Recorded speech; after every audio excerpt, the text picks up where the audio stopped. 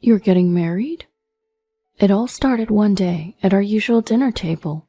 My oldest son, Brad, started off by saying he had something to tell me. My name is Mary. I'm 51 and I work part-time. I still feel young mentally, but there's nothing I can do about physically getting old.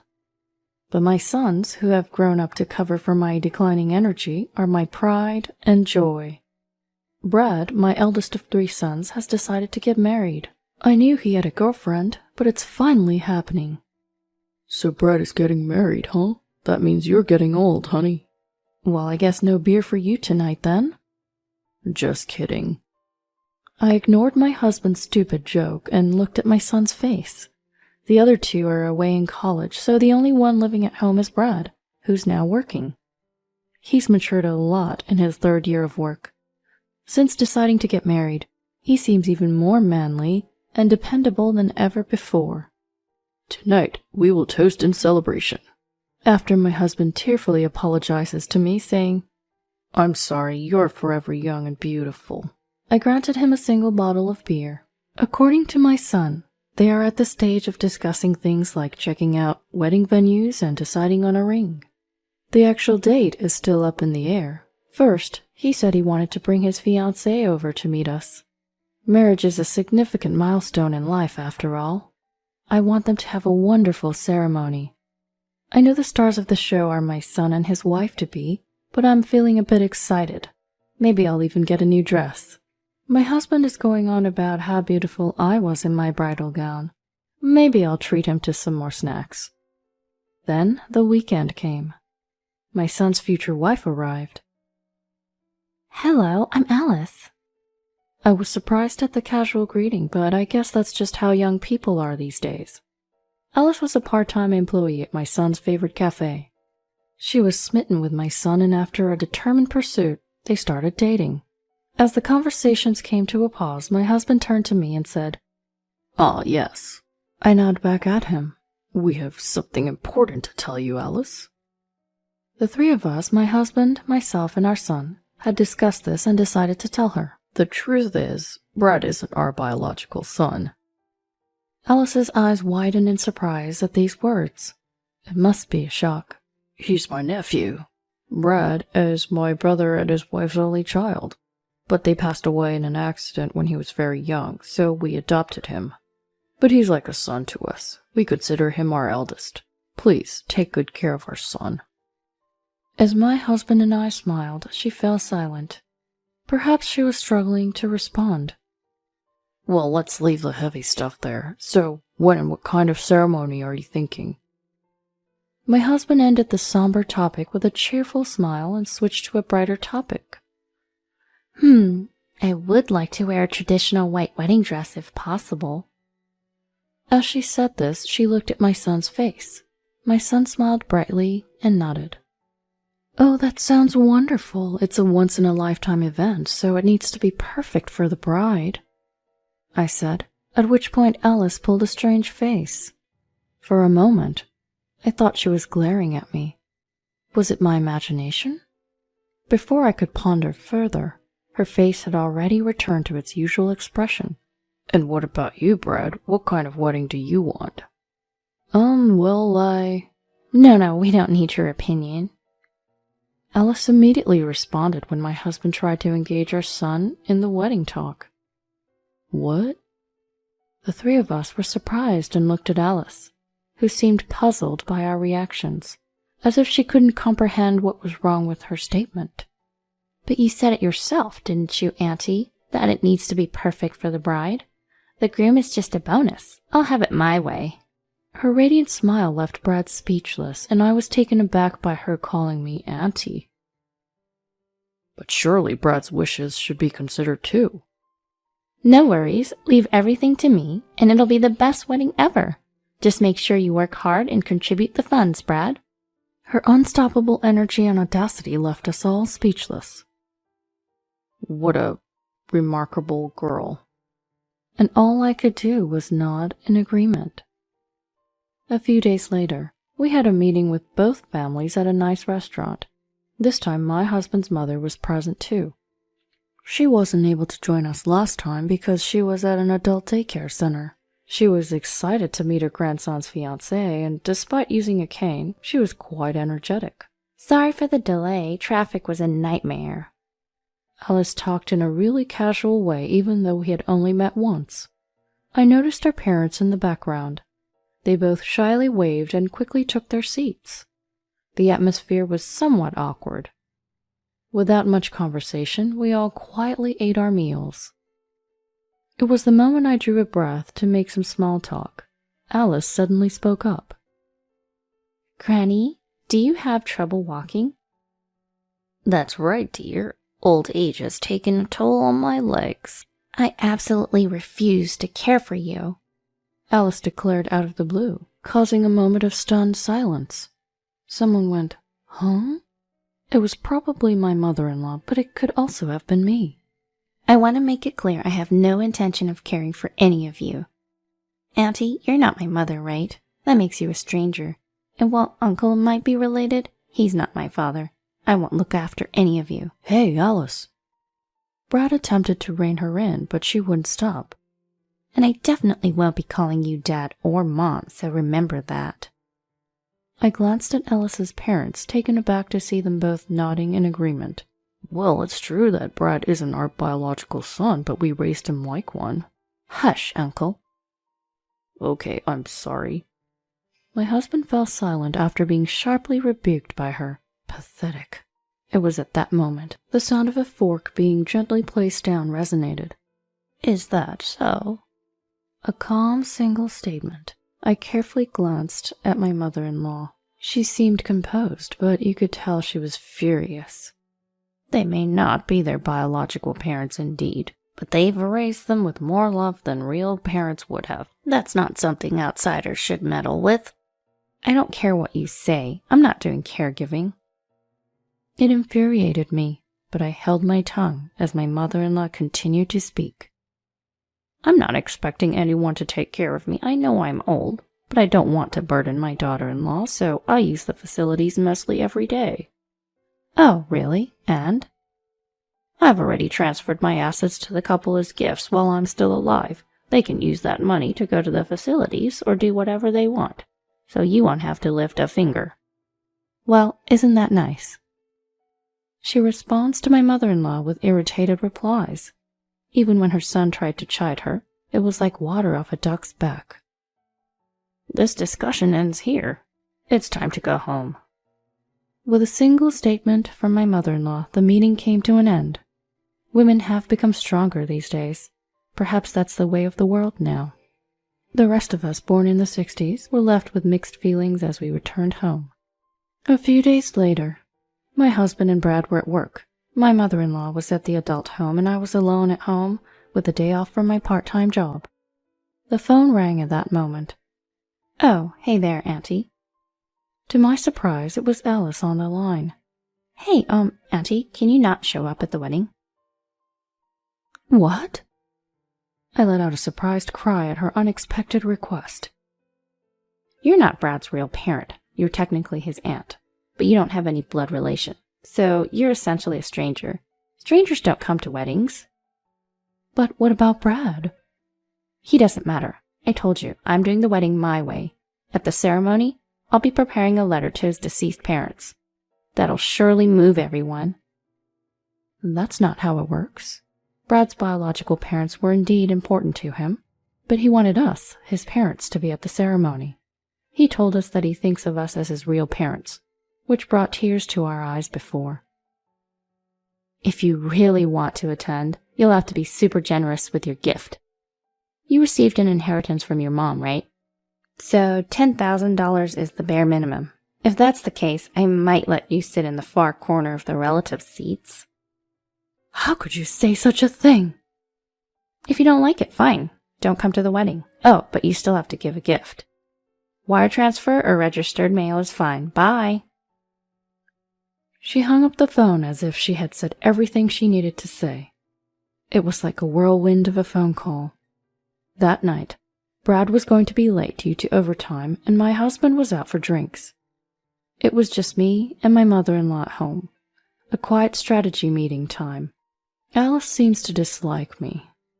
That's a problem. My mother-in-law sighed at my words. Let's make her like us then. Simple and clear. If we're disliked, we'll make ourselves liked.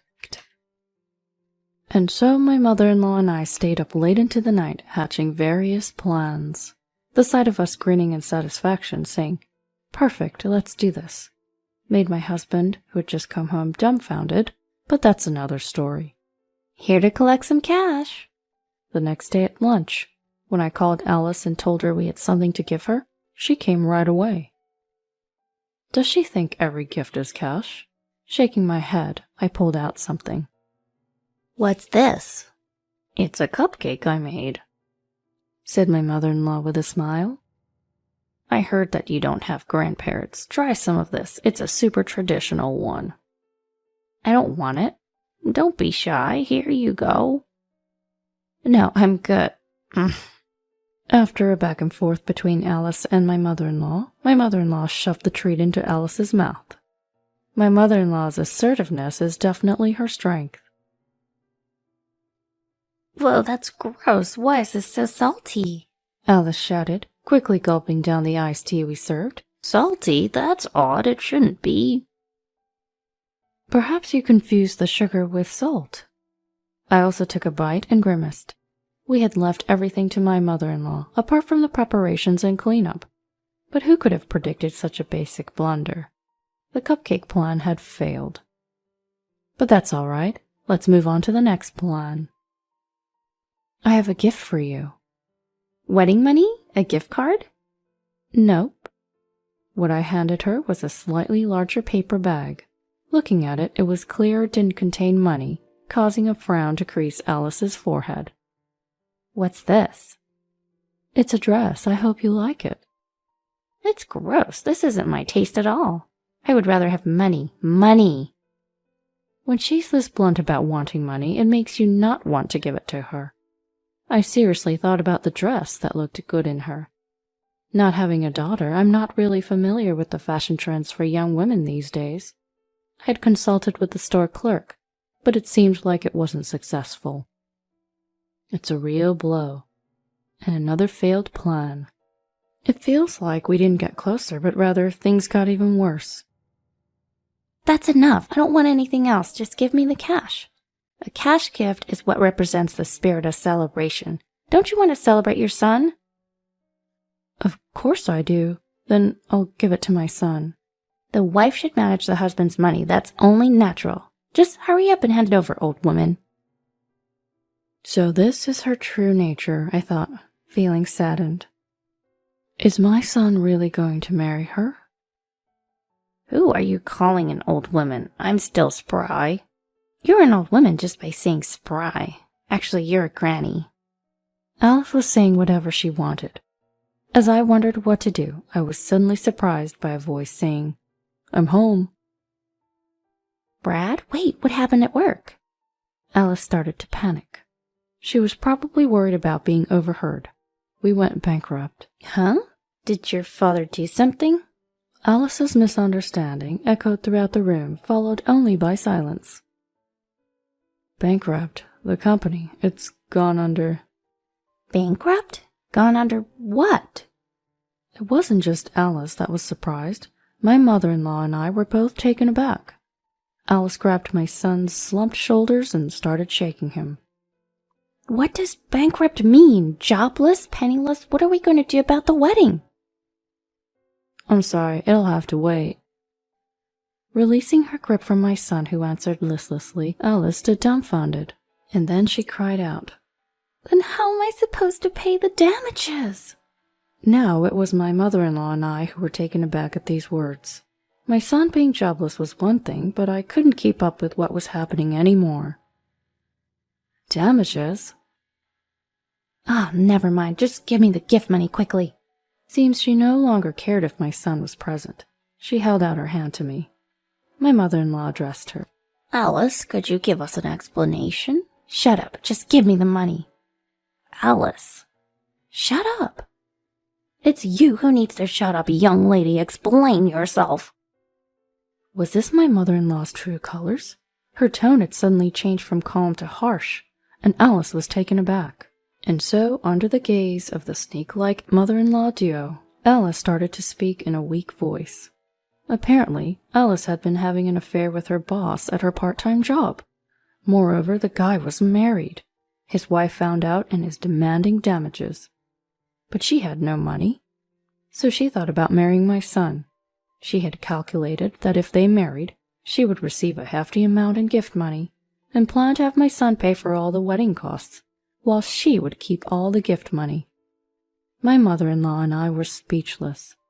Of course, we were angry that she had used my son, but we were also astounded by how she didn't think she had done anything wrong throughout the entire conversation. I've already ended it with my boss. Once I pay the damages, it'll be over. That's why I'm going to continue with the marriage. Give me the gift money. It's a good thing the truth came out before the wedding, but I didn't know what to say to her. As I was worrying, I heard a low, muffled voice. "Don't make decisions on your own." Looking up, I saw my son Brad glaring at Alice. His face was full of rage. "You had an affair, and yet you think you can make all the decisions?" Alice probably never thought she would be shouted at. Brad is usually so calm. He's probably never raised his voice at her. Alice gave a small start. "So what if it's over? You're not even trying to pay the damages yourself. You were trying to use our marriage to your advantage. You haven't shown any remorse. Do you really love me?"